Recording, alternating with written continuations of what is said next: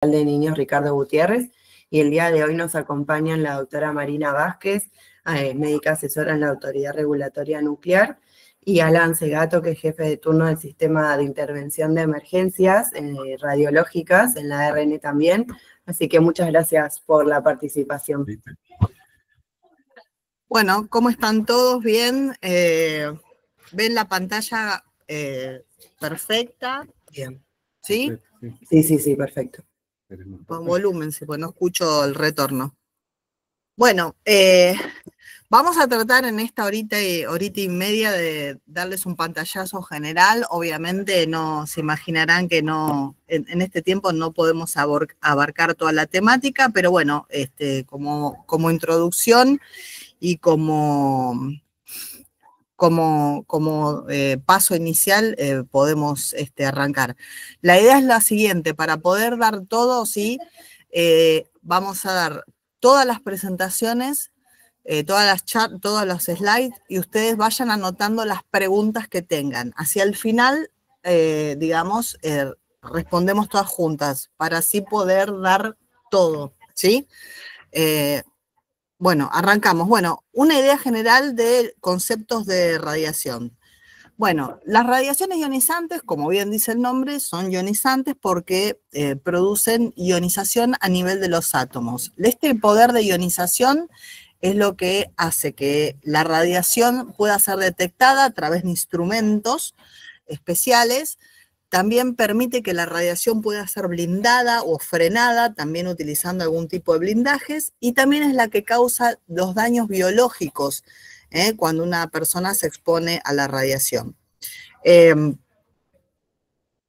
¿Cómo cuantificamos la radioactividad? Con algo que llamamos la actividad. La actividad básicamente es el número de transformaciones nucleares por unidad de tiempo, y utilizamos como medida de radioactividad, o sea, como cantidad de radioactividad, algo que se llama Becquerel, ¿sí?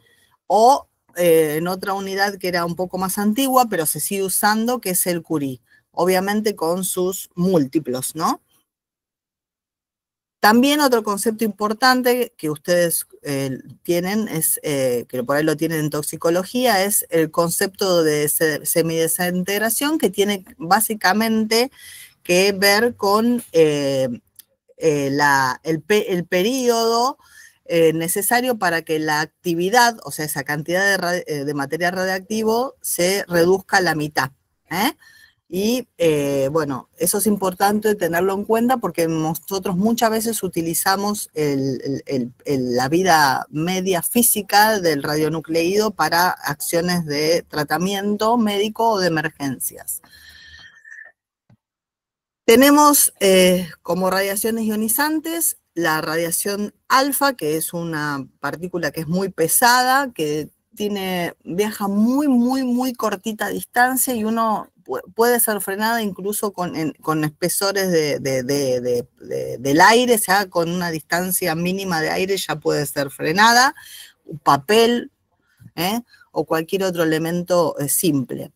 La radiación beta es una radiación un poco más penetrante, que para poder ser blindada, digamos, necesitamos espesores de aluminio o algún tipo de material acrílico plástico especial. Y la radiación gamma, que por ahí es la que más conocemos en medicina, es aquella radiación que típicamente se usa para tratamientos de radioterapia, y que para blindarla ya necesitamos espesores de plomo.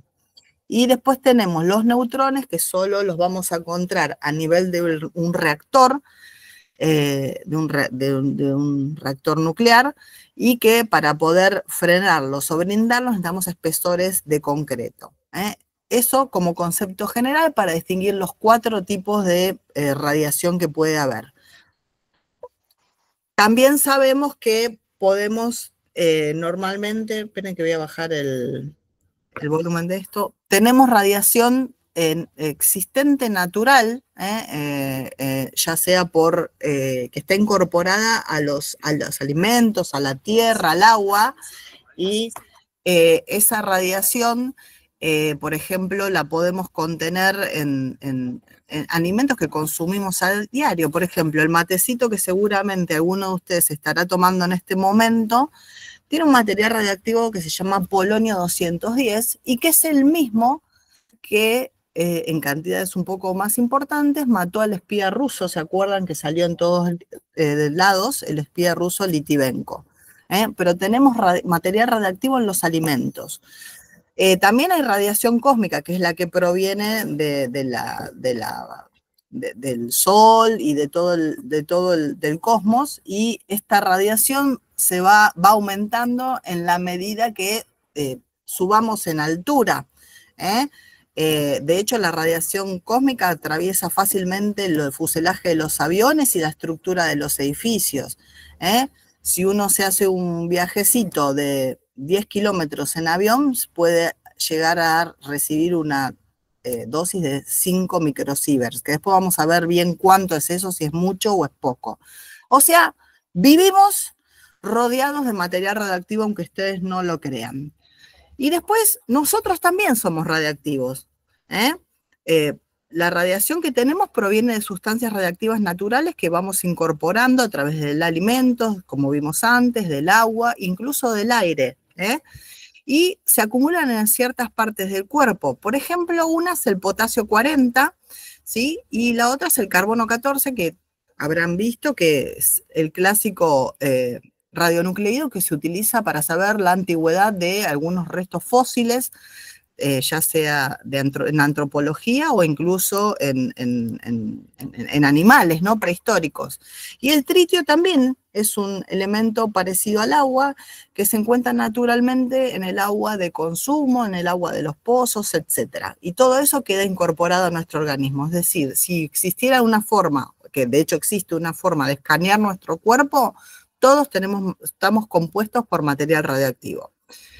Y tenemos la radiactividad artificial, que es la que es creada por el hombre, ya sea por procesos de fisión, que es lo que ocurre en los reactores nucleares de potencia, y a través de este proceso de fisión se produce la energía eléctrica, y después por algo que se llama activación, que básicamente consiste en que material que no es radioactivo se convierte en material radioactivo. Por ejemplo, el cobalto 59, que no lo es, se transforma en cobalto 60, y este cobalto 60 es utilizado para usos médicos como la radioterapia. Toda esta radioactividad es antropogénica, creada por el hombre. Entonces, es importante que ustedes distingan que tenemos dos tipos de riesgo radiológico. Uno es la irradiación o exposición externa, ¿sí? Y la otra es la contaminación. Entonces, veamos. ¿Qué es la irradiación o exposición externa? Esto ocurre cuando una fuente de radiación es sellada, ¿sí? Es decir, no es dispersable, no es líquida, no es soluble, y emite radiación al cuerpo, y la persona que recibe esa radiación no se transforma en una fuente radiactiva, ¿verdad? Una vez que se aleja lo suficientemente de la fuente, o que la fuente es blindada, listo, ya recibió la dosis. Esto se da con rayos gamma, rayos X, neutrones y algunas partículas beta. Nunca debido a alfa. Recuerdan que yo les dije que hasta un poquito de aire, de espacio, las blindaba. Entonces, esto es el clásico ejemplo de una persona que recibe un tratamiento de radioterapia o que se hace una tomografía. No se transforma en una persona radioactiva, ¿sí? Después tenemos la contaminación. La contaminación, ¿sí?, se da por material que es dispersable, sólido, líquido, humos y demás, y puede ser externo o superficial si este material radioactivo se deposita sobre la superficie del cuerpo. Y en este caso, las personas sí pueden emitir cierta radiación, aunque vamos a ver que las dosis que podemos recibir a partir de ellos, si tomamos algunas precauciones, es o nula o es baja.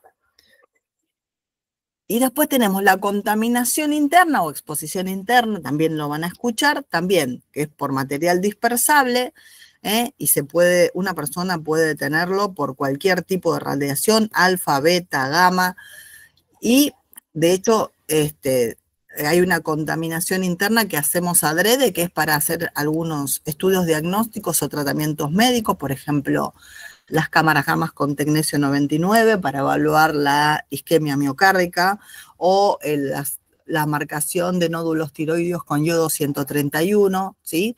Bueno, en estos casos, la persona también puede emitir radiación al haber incorporado el material radiactivo y en este caso también las dosis que podemos recibir a partir de ellos suele ser baja, ¿sí? Hay algunas excepciones que vamos a ver al final de la charla. Entonces, ¿cómo nos protegemos de la radiación? Hay una estrategia básica que, si ustedes recuerdan, de la facultad alguna vez lo habrán visto, es tiempo, distancia y blindaje. Obviamente, cuanto menos tiempo estemos cerca de una fuente radiactiva, menor es la dosis que vamos a recibir. Cuanto mayor sea la distancia que tengamos de la fuente radiactiva, la dosis será menor porque la distancia reduce la dosis y la tasa por un factor de 1 sobre R2. Y luego la otra estrategia es usar un blindaje. Y el blindaje tiene que ser adecuado al tipo de emisor que sea. ¿Recuerdan que habíamos de cómo se blindaba el alfa, beta, gamma y los neutrones? Bueno, entonces estas son las estrategias básicas de protección, ¿sí? Bueno, acá tienen el ejemplo calano de cómo la distancia reduce la dosis. Si una tasa de dosis de 100 ciber-hora, si uno se aleja 10 metros, baja a 0,25 ciber-hora. Bueno, la tasa de dosis, ¿qué es? Es la dosis en función del tiempo. Si la tasa de dosis de algún elemento radiactivo o de algún equipo radiactivo, lo que fuera, es de 1 milisievert por hora, si yo estoy 7 horas, obviamente voy a recibir 7 milisievert. Entonces, ¿cómo me protejo? Reduciendo el tiempo cerca de la fuente. ¿Qué riesgos puede tener sobre la salud las radiaciones ionizantes? Tenemos los riesgos directamente producidos por las radiaciones, ¿sí? Que son los efectos deterministas o reacciones tisulares y los efectos estocásticos o probabilísticos. Los deterministas o tisulares son dosis dependientes. ¿Qué quiere decir? Que a mayor dosis, mayor severidad y mayor proporción de personas que va a tener estos efectos. Y además tienen un umbral de dosis a partir del cual se produce cada uno de los efectos deterministas. Y ahora vamos a explayarnos algunos clásicos efectos deterministas. Y después tenemos los efectos estocásticos o probabilísticos, que como bien dice su nombre, hablan de probabilidad, no tienen umbral de dosis, y acá incluiríamos a la carcinogénesis radioinducida, es decir, la posibilidad de producir cáncer como productos de exposición a radiaciones ionizantes. Y de esto no me voy a explayar mucho, pero digamos, yo les voy a decir que la radiación ionizante, ¿sí? Está probado que tiene efecto carcinogénico, pero si uno lo compara con otras noxas, por ejemplo, el tabaquismo, bueno, ustedes saben, el arsénico, algunos tipos de conservantes que se utilizan para los alimentos, etcétera, el poder carcinogénico de las radiaciones ionizantes es menor, pero sí existe. Y bueno, y después hay efectos que son no producidos directamente por las radiaciones ionizantes, pero son los efectos psicológicos y que les aseguro que son, cuando hay un accidente, los más importantes que hay. Y bueno, siempre hay que considerar otros riesgos asociados a algún tipo de accidente, como ser incendios, explosiones, etc. Entonces, bien, para explicar, digamos, magnitudes y unidades tendríamos que tener una clase aparte, pero básicamente para que a ustedes les empiece a sonar la palabra, hablamos de dosis absorbida, ¿sí? Que es cuando la radiación deposita toda su energía en una masa o tejido. Eso es la dosis absorbida. Ahí deposita toda la energía, y el símbolo de la dosis absorbida es la letra D mayúscula y la unidad es el Gray, con los submúltiplos, etc. Eso es dosis absorbida, energía depositada en una masa. Después tenemos algo que se llama dosis equivalentes, que en este caso lo que tiene en cuenta, no toda radiación produce los mismos efectos a nivel biológico. Cuando se deposita la energía en un tejido, el poder, digamos, de la eficacia biológica, el poder de daño que puede tener esa radiación va a depender por un factor de ponderación de la radiación que nosotros lo llamamos WR. Y acá, como ven, ¿sí? Que cada tipo de radiación, no sé si ven el puntero, tiene distinto poder, ¿sí? De distinto WR. Entonces la dosis se va a multiplicar por ese factor de ponderación y eso nos va a dar la dosis equivalente, ¿sí? Entonces depende a qué está expuesto, este valor de dosis equivalente va a cambiar. Y después tenemos la dosis efectiva, que en este caso, además, tiene en cuenta la radiosensibilidad de cada uno de los órganos. No todos los órganos son igualmente radiosensibles y la dosis efectiva es la suma ponderada de las dosis equivalentes que vimos antes, recibidas por los distintos órganos y tejidos multiplicado por un factor de ponderación. ¿Está bien? Ahora bien, todo bárbaro, pero ¿de cuánto estamos hablando? Vamos a tratar de darles a ustedes un ejemplo de cosas que están cotidianamente relacionados. Por ejemplo, una radiografía de tórax simple, ¿sí? Le da a una persona 0.02 milisievert cada radiografía de tórax. ¿Está bien? Una tomografía de abdomen, aproximadamente 10 milisievert. Una de tórax, 8 milisievert. Y una TC de cráneo, 2.3 milisievert. O sea, una PANTAC le da 20 milisievert en un solo estudio a una sola persona. Para que ustedes tengan órdenes de magnitud. Bueno, dijimos, la radiación tiene una particularidad diferente de muchos químicos que no se huele, no se siente, no tiene color, nada. No podemos saber que estamos ante la presencia de radiación si no tenemos elementos que la detecten. Y para eso tenemos equipos o detectores de monitoreo de área, ¿sí? Estos equipos, que es muy largo explicar, lo que hacen es ese poder de ionización lo transforman en una señal eléctrica y esta señal eléctrica se puede ver a través de la pantalla en una escala y a través incluso de una señal lumínica o sonora. O sea, no hay forma de detectar la radiación si uno no utiliza estos equipos.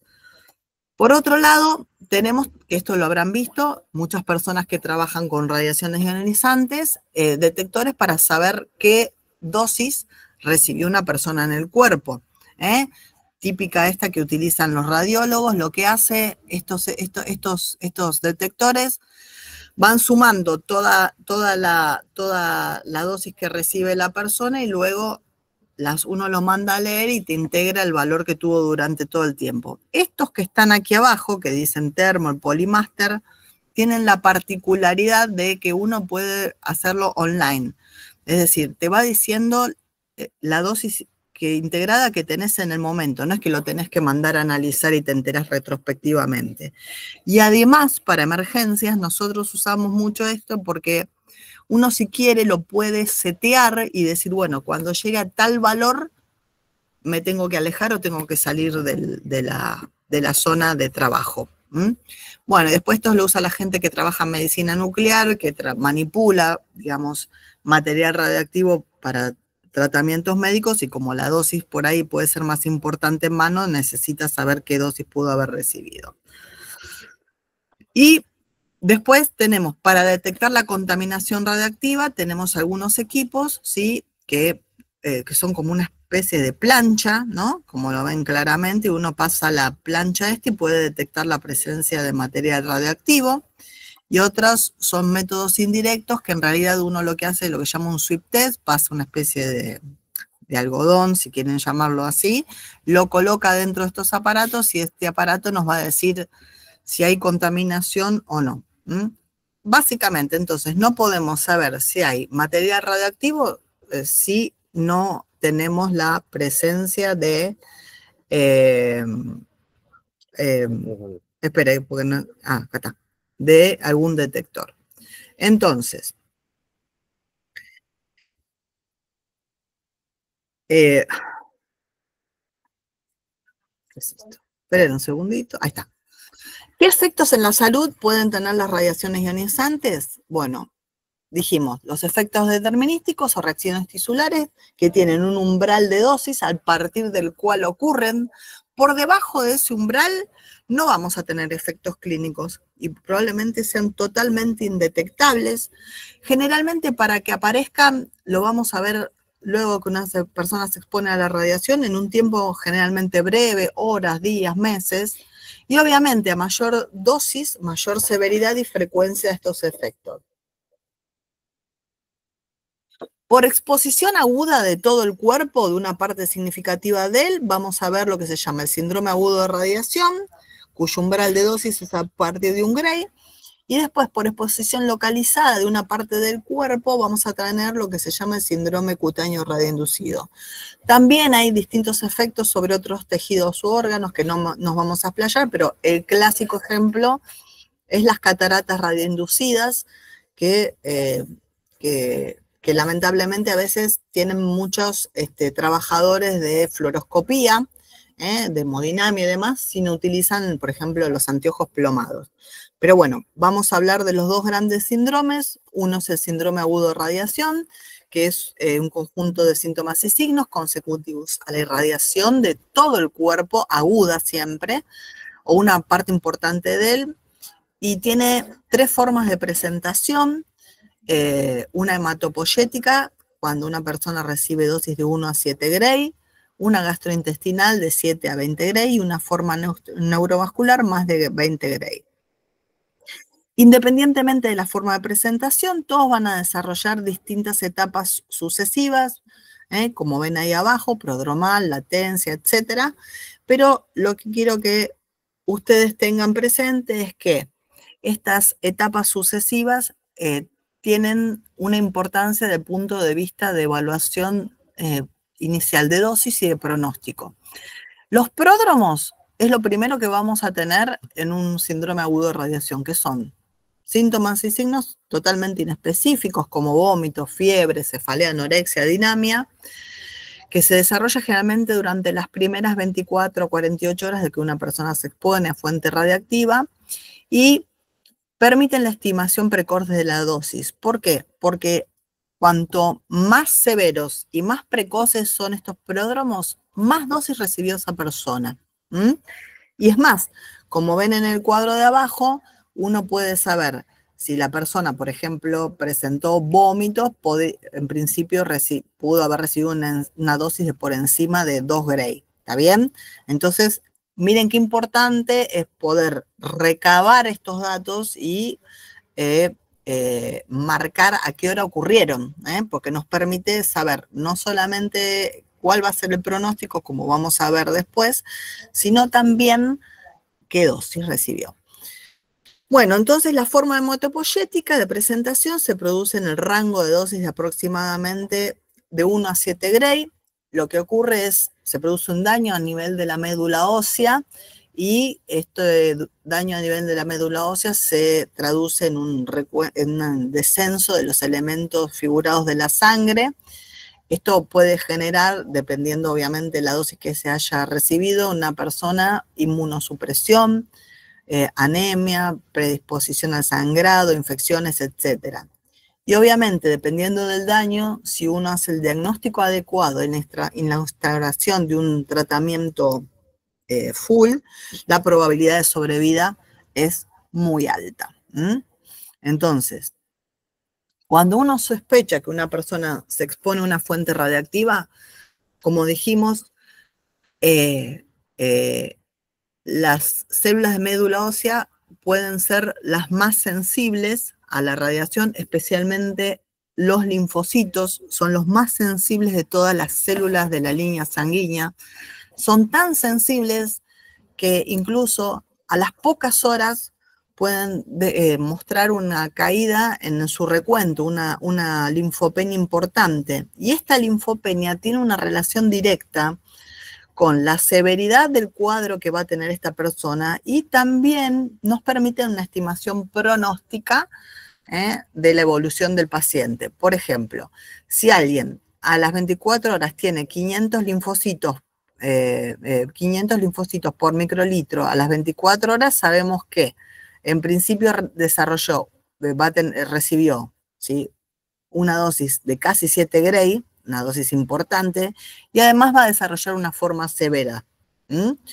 Entonces, primera acción a tomar es cuando una persona se expone a la fuente radiactiva, es para poder empezar a construir estas curvas, un hemograma completo con recuento y fórmula leucocitaria y reticulocitos. ¿Está bien? Bueno, los neutrófilos también, ¿sí? Tienen una evolución, cuando una persona se expone a la radiación, generalmente hay una neutrofilia los primeros días, ¿sí? Los linfocitos son a las horas. Una neutrofilia los primeros días con un descenso, producto del daño medular, radioinducido, y puede haber a los pocos días un aumento del número de neutrófilos si quedó algo de médula ósea viable capaz de recuperarse en forma autóloga. En cambio, si uno ve que los neutrófilos caen en picada en forma indefinida, probablemente estemos ante la presencia de un daño medular irreversible. Bueno, todo esto lo podemos evaluar haciendo hemograma con recuento y fórmula. Y bueno, dependiendo de la severidad del síndrome hematopoyético, del síndrome agudo de radiación, el tratamiento puede ser distinto. Por ejemplo, un grado 1, ¿sí?, uno puede manejarlo en forma ambulatoria. En cambio, los grados 3 y 4 van a requerir, bueno, imagínense, aislamiento estéril, tratamientos antivirales, etcétera, etcétera, ¿sí?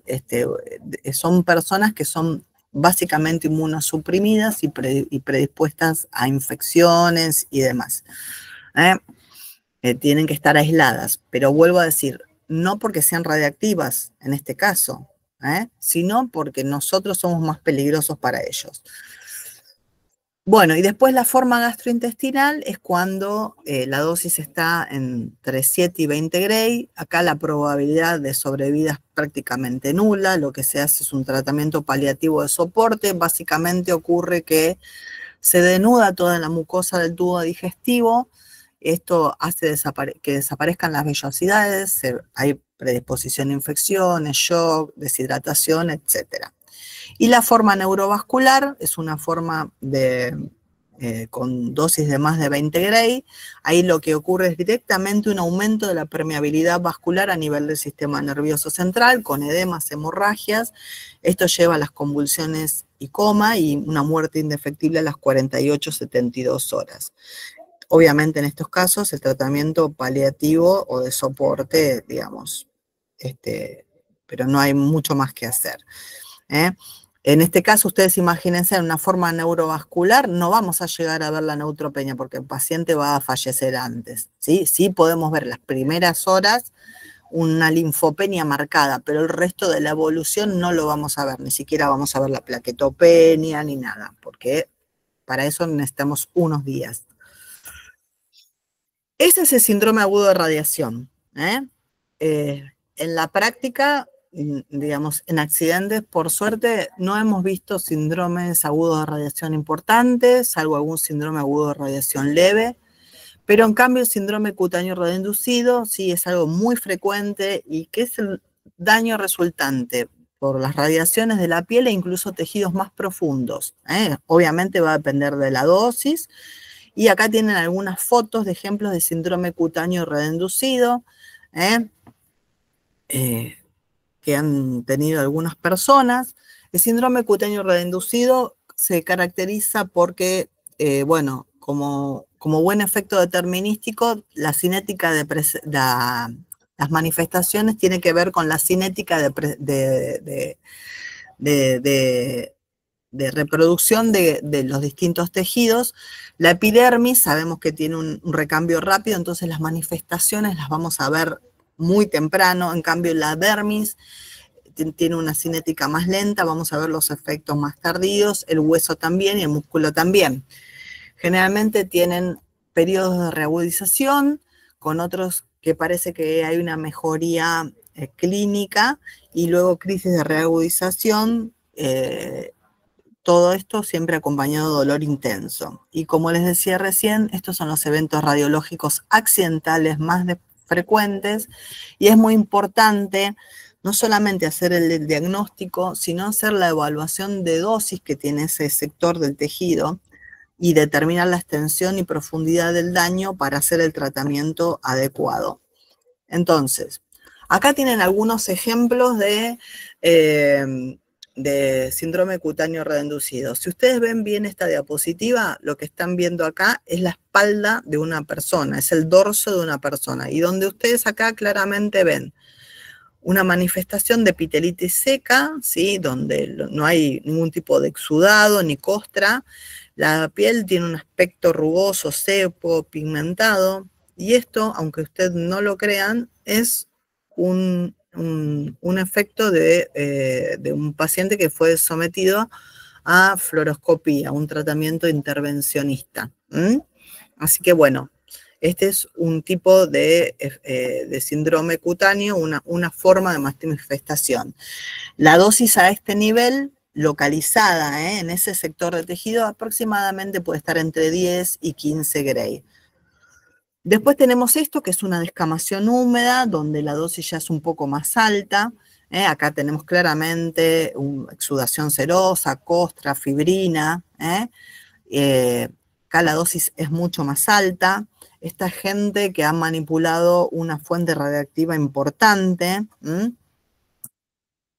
Y después tenemos una lesión que es de radionecrosis, donde acá hay una intensa respuesta inflamatoria dérmica, fibrina, zonas de necrosis y también algunos otros efectos que no hemos hablado, pero por ejemplo es la pérdida del vello alrededor de la lesión, porque la caída del vello es otro efecto determinístico.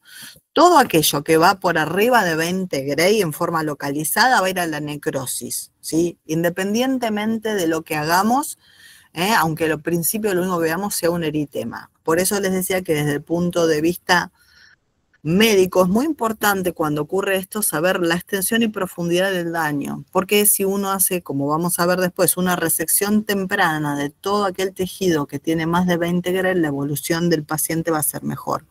Bueno, acá tienen algunos otros efectos determinísticos cutáneos reinducidos de un accidente que vamos a contar después, donde hay pérdida de la uña y cambios en la pigmentación de los dedos, en gente que tocó un material radioactivo en el accidente Goiânia. Está a la mano derecha también, donde vemos claramente que hay una úlcera con escara, cambios en la pigmentación, fibrosis, depilación y demás. Toda esta gente en Goiânia estuvo tocando material radioactivo. Es un accidente que vamos a ver en un rato. Y acá tenemos otros síndromes cutáneos radioinducidos. El que está acá abajo es una lesión necrótica en la espalda, ¿sí? O de nuevo por fluoroscopía, por intervencionismo. Esta lesión profunda que ven acá, con una zona necrótica ulcerada, esto es por un procedimiento de radioterapia. Y esto es, bueno, se utilizó fluoroscopía para poner un catéter de PIC, ¿no? Y bueno, la dosis fue importante y acá se produce eritema y edema después de la exposición. Todos estos son efectos determinísticos. Acá tenemos otro tipo de lesiones por síndrome cutáneo, de síndrome cutáneo radioinducido. Estas son lesiones son muy graves. Estos ocurren, por ejemplo, hay equipos de radiografía industrial que están circulando por todo el país, que son equipos que se utilizan para verificar soldaduras de blindajes, digamos, algunas cuestiones estructurales en edificios y demás, cuando se están construyendo, son fuentes gamma, es decir, son muy penetrantes, y estas fuentes pueden a veces salir de por un problema de operación o por algún defecto, salirse de su blindaje, quedar tiradas en algún lado, y son muy pequeñas. Obviamente la gente no se da cuenta que es material radioactivo. La clásica es que la toman del piso, generalmente son hombres, la ponen en el bolsillo trasero del pantalón, porque, bueno, creen que esa piecita metálica les puede servir para algo, y bueno, lamentablemente cuando finalmente se dan cuenta, terminan con una exposición localizada muy, muy alta con este tipo de lesiones. Entonces, ¿cómo sabemos si hay un síndrome cutáneo radioinducido? Primero tiene que haber sospecha clínica. Si no lo sospechamos, nunca lo vamos a diagnosticar. ¿Y cómo podemos, en principio, entre otras cosas, saber cuál es la dosis? Bueno, volvemos de nuevo. Cuanto más precoz es el efecto, ¿sí?, más dosis recibió la persona. El primer efecto que vamos a tener es el eritema y el edema. Y acá, como ven en este cuadro, si alguien presenta eritema y edema antes de las 8 horas, a nivel localizado, la dosis está por arriba de 20 Gray. ¿Sí? Es lo que les decía, es una dosis extremadamente alta en forma localizada. Y después existen exámenes complementarios que nos van a permitir ver la profundidad y extensión del daño, como la termografía, ultrasonografía de alta frecuencia con Doppler de flujos vasculares, resonancia magnética, nuclear y tomografía. Básicamente lo que van a ver estos estudios, excepto el primero, van a ver la acumulación de fluidos y líquido producto del proceso inflamatorio. ¿Cómo se trata el síndrome cutáneo radioinducido? Bueno, acá el abanico es amplio, va a depender obviamente de la dosis recibida y de la profundidad de extensión del daño. Obviamente hay un tratamiento sistémico con antioxidantes, terapia analgésica y demás, pero todo aquello que tenga más de 20 Gray, que sepamos, que podamos diagnosticar por estudios complementarios, reconstrucción de dosis y demás, que tiene más de 20 Gray, tiene que ir a resección temprana de ese tejido, ¿sí?, seguido de injertos y demás, y después la inyección en forma localizada de células mesenquimales.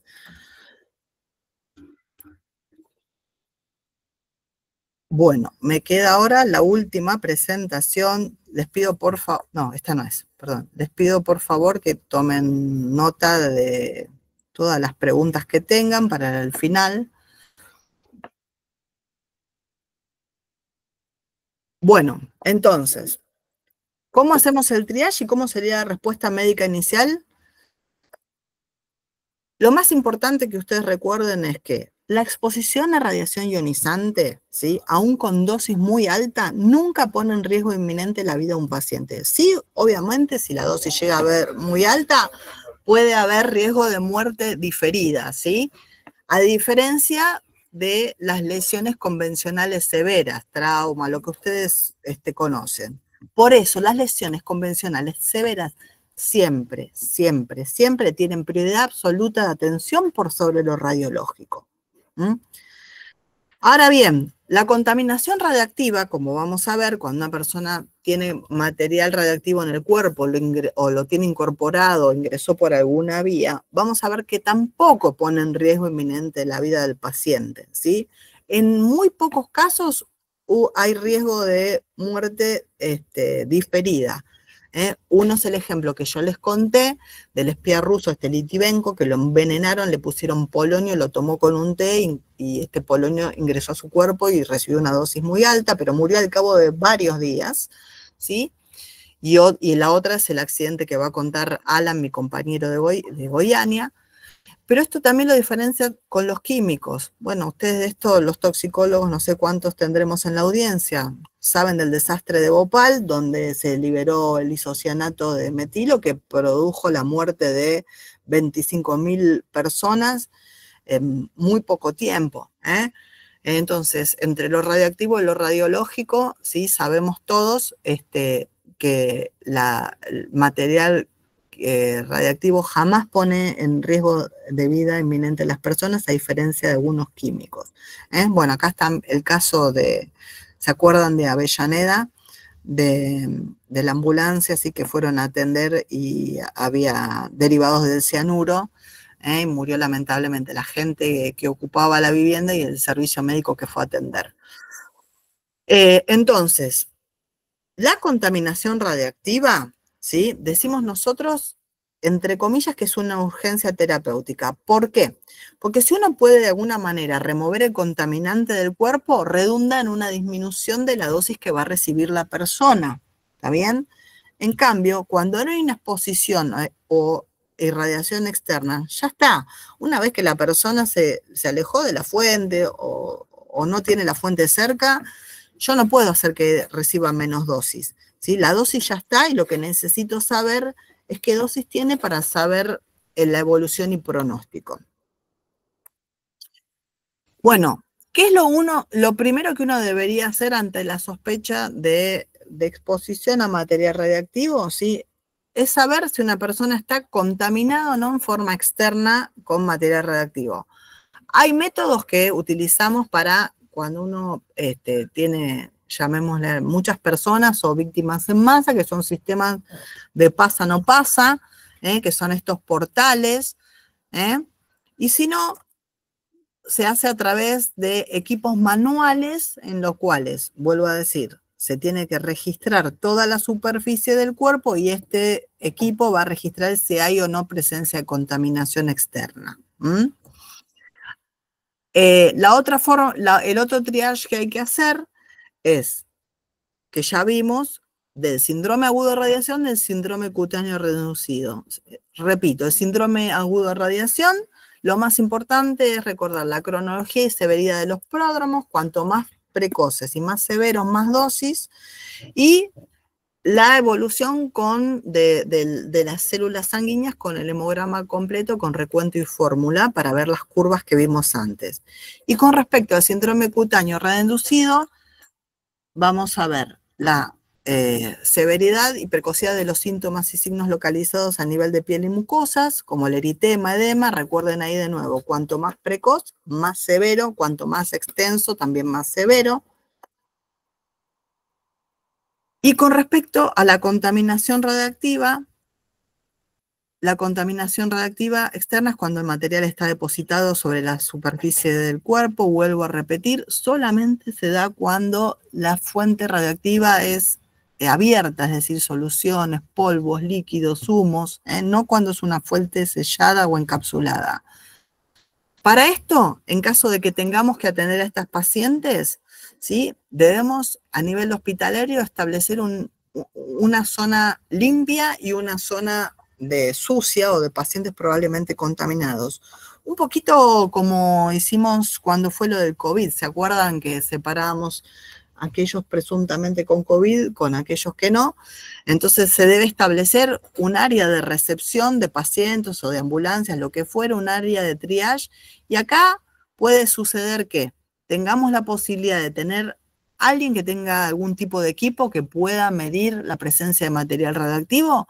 Por ejemplo, a nivel hospitalario, si ustedes tienen servicio de medicina nuclear, la gente de servicio de medicina nuclear tiene equipos que pueden medir contaminación radiactiva, porque ellos lo utilizan para su trabajo cotidiano.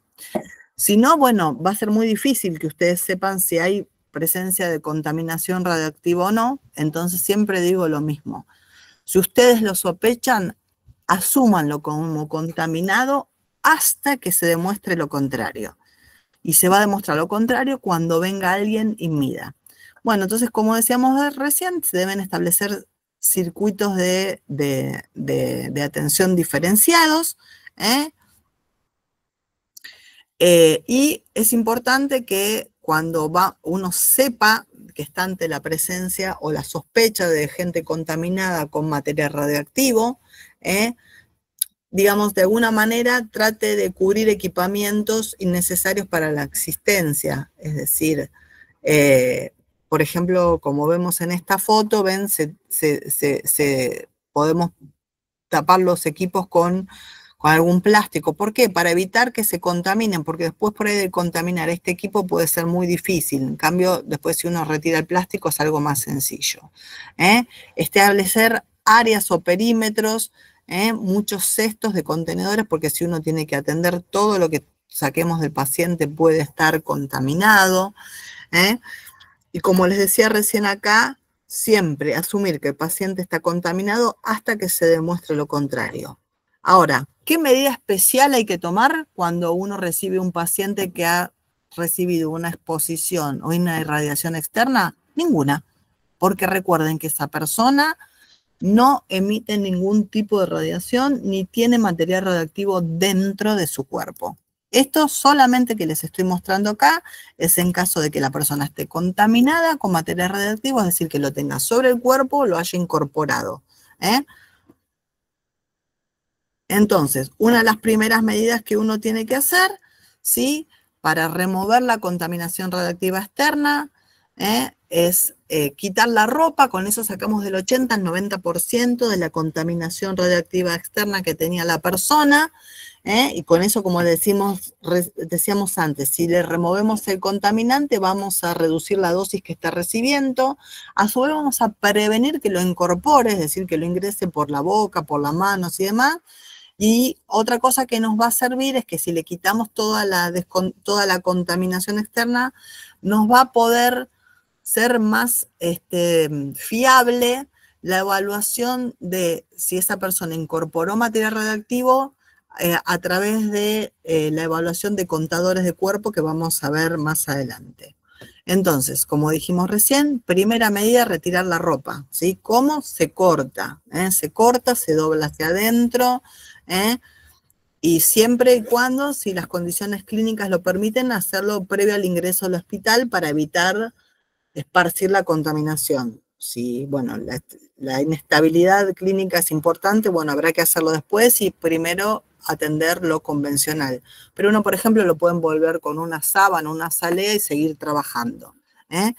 ¿Cómo debemos vestirnos para atender a una persona contaminada o presuntamente contaminada con material radiactivo? Bueno, con equipamiento protector que podemos tener en el hospital, que básicamente tiene que ver con protección ocular, barbijos, cubre zapatos, guantes quirúrgicos y demás. Acá está lo del dosímetro personal. Recuerden que esto no protege de la radiación, ¿sí? Simplemente nos permite evaluar la dosis que se pudo haber recibido, pero no es mandatorio ni es necesario tener un dosímetro personal.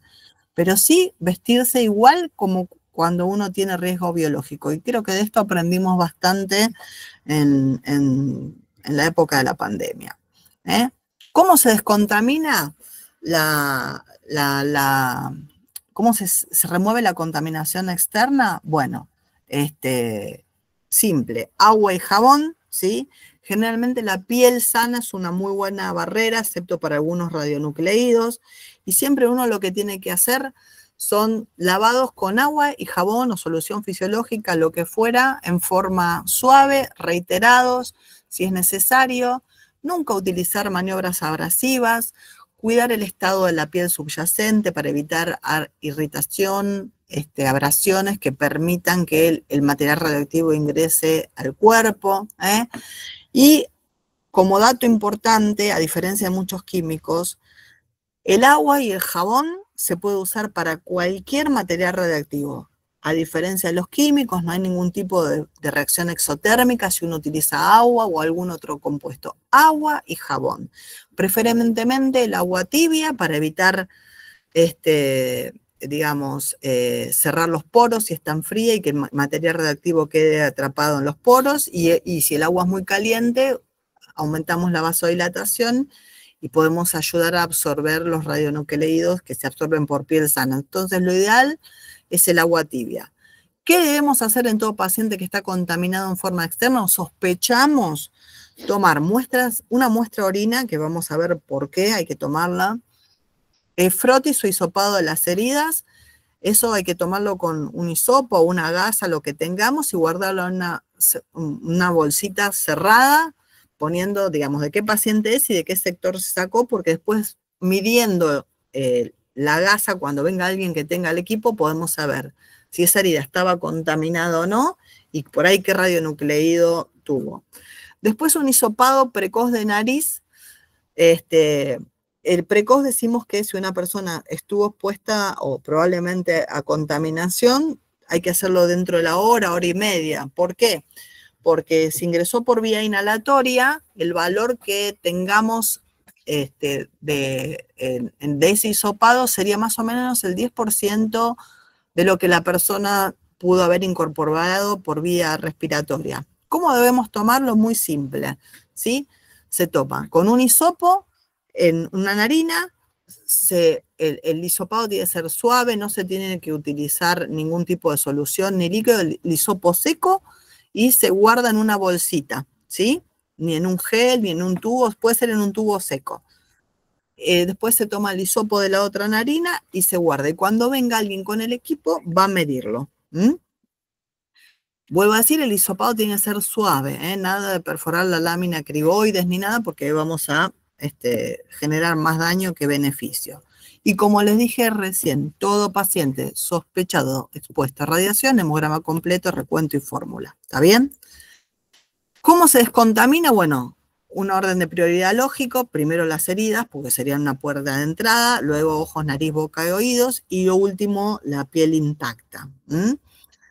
Y bueno, como les decía recién, lo más común es agua y jabón. Hay algunos descontaminantes que pueden ser utilizados, ¿sí? Los cuales yo tendría mucho cuidado. El hipoclorito de sodio diluido puede ser tóxico, el permanganato de potasio puede dejar manchas en la piel. Para todo el mundo, ¿sí? Recuerden, agua tibia y jabón, ¿está bien? Hay descontaminantes específicos, obviamente son específicos, significa son específicos para radionucleído, acá tienen algunos ejemplos, pero agua y jabón para todos, ¿sí? Y bueno, ¿cómo sabemos si una persona está libre de contaminación? Únicamente midiendo,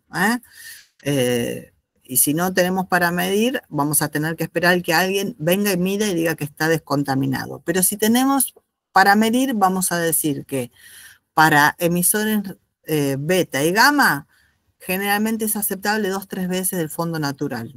En el fondo natural nosotros le decimos, si yo tuviera acá un equipo de medición, ustedes en su lugar de trabajo, en su casa, si prenden este equipo de medición de radioactividad, van a ver que muestra que hay radioactividad, que es lo que les decía yo, la radiación del medio ambiente.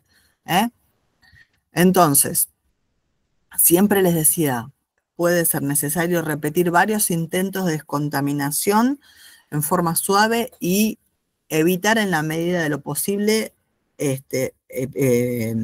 maniobras abrasivas. Bueno, luego que una persona, esto también nos hace acordar del COVID, una vez que se ha atendido a las personas, ¿sí? El personal que ha trabajado en ese sector va a tener que sacarse la ropa con una técnica similar a lo que hacíamos cuando atendíamos COVID, y debe ser monitoreada, es decir, registrada para ver que no tiene contaminación en su cuerpo. Y bueno, todo elemento de desecho radioactivo que se haya generado por los líquidos o las gasas o los apósitos y demás, va a tener que ser gestionado por las autoridades reguladoras de material radioactivo como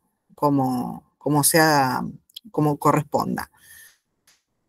Ahora bien, con respecto a la contaminación radioactiva interna o exposición interna, también lo van a escuchar, es cuando el material radioactivo ingresa a través de alguna de las vías, ¿sí? Inhalatoria, digestiva, o absorción a través de una herida o piel sana incluso, y característicamente cada tipo de material radioactivo puede acumularse en diferentes partes del cuerpo.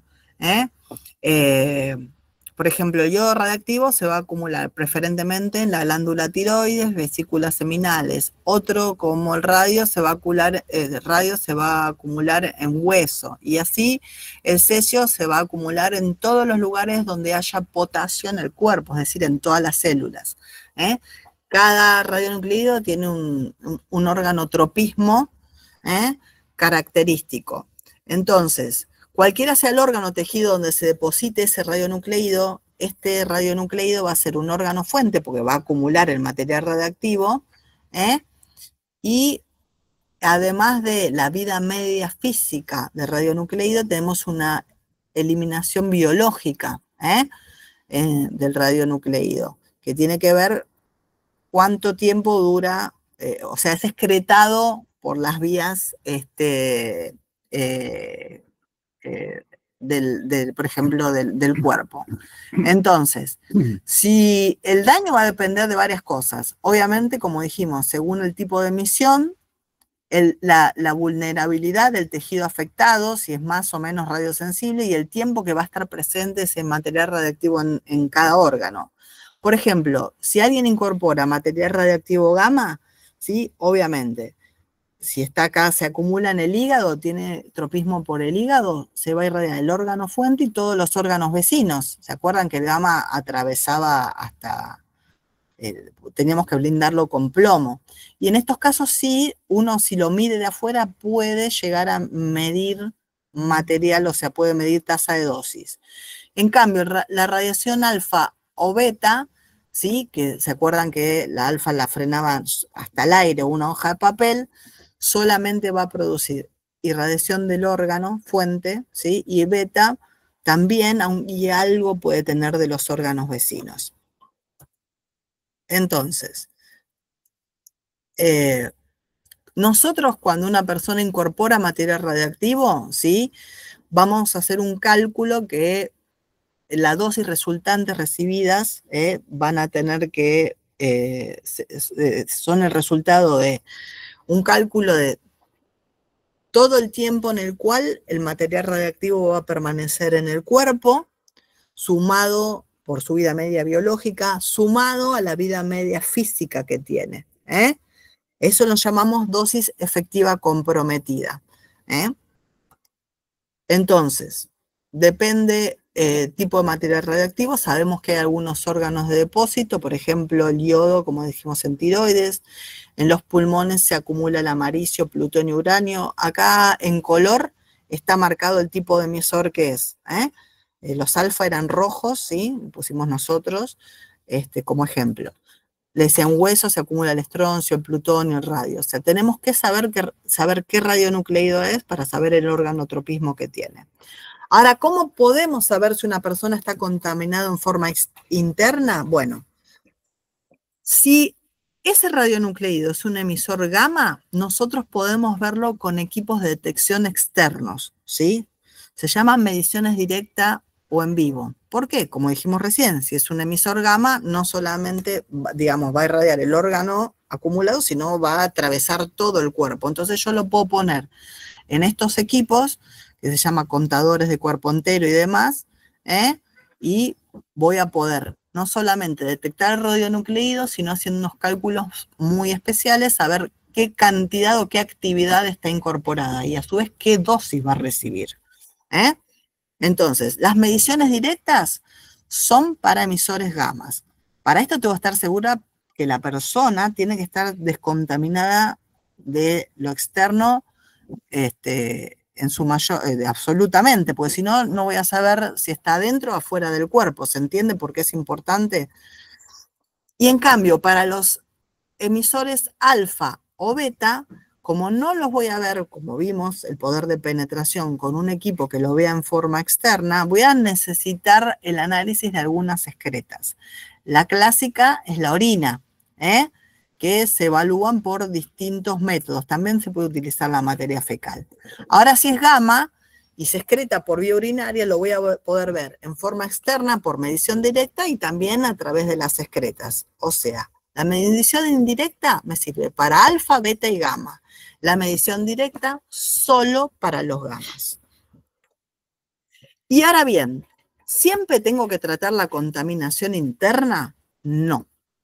No toda contaminación interna implica una indicación de tratamiento farmacológico. Va a haber un balance riesgo-beneficio de aplicar un tratamiento farmacológico, ¿sí? Evaluando el detrimento que puede producir la radiación en el cuerpo en esa persona durante el tiempo. Ejemplo, si una persona X, ¿sí? Por esa incorporación de material radiactivo va a recibir más de 200 milisievert, ¿sí? El tratamiento farmacológico debe ser considerado. ¿Está bien? Pero si, por ejemplo, reciben menos de 20 milisievert, no sería necesario. Y se acuerdan un poco por qué, relaciónenlo con lo que yo les hablé de la tomografía de tórax y abdomen. Uno haciendo una sola tomografía de tórax y abdomen recibe 20 milisievert. Y uno lo administra porque sabe que los efectos a la salud no van a ser importantes. Entonces, ¿por qué le voy a aplicar un tratamiento farmacológico que puede tener más efectos adversos que beneficios? Pero más de 200 milisievert sí hay que considerarlo. Entonces, como les decía recién, la decisión de tratar va a depender del nivel de contaminación interna, es decir, de la actividad que tenga incorporada, el perfil riesgo-beneficio, ¿sí? De la contramedida. También la extensión del evento de radiación, no es lo mismo que yo tenga ante un evento una persona contaminada a 200, y ahí voy a tener que ver a quién voy a beneficiar más, de la disponibilidad de recursos y personal, y obviamente la probabilidad de sobrevida del paciente. Les recomiendo a todos que luego entren a este link que está aquí, ¿sí? Donde incluso existe hay una aplicación móvil, una app, que la pueden bajar al teléfono, que tiene muchas guías, cuadros y demás de cómo hacer el triage, y además nos dice, digamos, depende del radionucleído, qué tipo de emisor es, cuál es la vida media, cuál es la mayor vía de exposición, cuál es el órgano donde se acumula y cuál es el tratamiento indicado y las dosis, ¿sí? Esto es el ejemplo. Entonces, resumen de los puntos claves. Recuerden, la estabilización médica es la máxima prioridad. Lo convencional tiene prioridad absoluta por sobre lo radiológico. Podemos controlar la exposición a la radiación, acuérdense, con tiempo, distancia y blindaje, y la contaminación utilizando el equipamiento de protección personal, como vimos recién. Y que el personal, obviamente, cuando va a atender a estos pacientes, tiene que estar capacitado, tiene que conocer y tiene que tener un plan de acción establecido. Que la descontaminación radiactiva se realiza en una progresión lógica, como vimos antes, y que los primeros síntomas y signos son una indicación de la gravedad de la lesión, y que no toda contaminación interna requiere tratamiento farmacológico. Bueno, yo he terminado, ¿sí? Lo voy a dejar a mi compañero, ¿sí? Hola, Nico. Bueno, ahí les presento un toxicólogo que va a empezar a trabajar en la Autoridad Reguladora Nuclear. Así que ya se infiltraron con nosotros. Qué bueno, que estamos todos acá. Bueno, muchas gracias, Marina, muy clara la presentación. Guarden las preguntas, ahora va a dar la otra charla y después respondemos.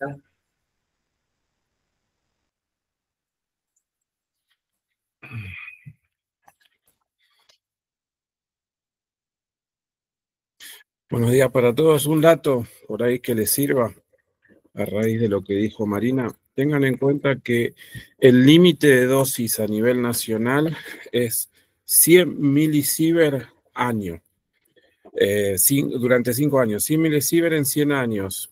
Por ende son 20 milisievert por año durante 5 años. O sea que eso es para un trabajador ocupacionalmente expuesto. 20 milisievert en el año.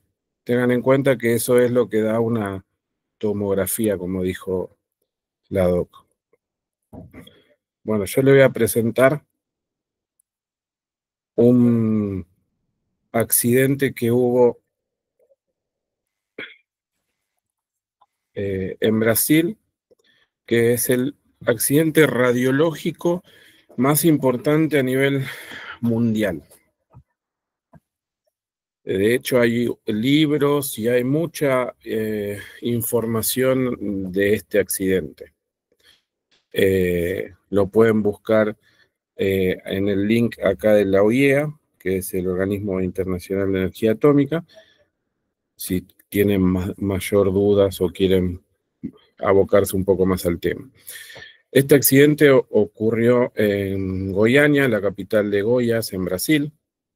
En ese momento la población era aproximadamente 1 millón de personas.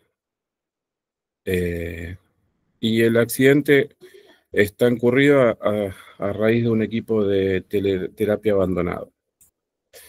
Perdón, En Alan. 1985, un instituto, Perdón. sí, Creo que no se está mostrando tu presentación. ¿no? No, Apa, estamos viendo el Meet.